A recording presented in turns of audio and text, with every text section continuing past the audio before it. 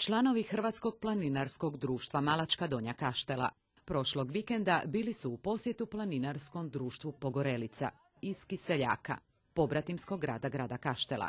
Grad Kaštela i Kiseljak već dugi niz godina njeguju prijateljske odnose kroz razne vidove međusobnog druženja, a ovaj posjet planinara društva Malačka još je jedan od njih.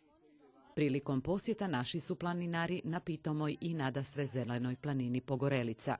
Osim planinarenja na čistom i svježem zraku na 1400 metara nadmorske visine, uživali razgledavajući raznolikost biljnog i životinjskog svijeta ovog područja.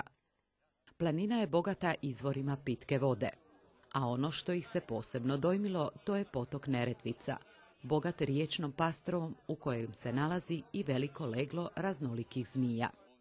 Planina je bogata i ljekovitim travama te jestivim gljivama. U ovom dvodnevnom druženju naši planinari su isprobali i mnogobrojne specijalitete ovog kraja, a domaćini su se pobrinuli da bude svega u izobilju.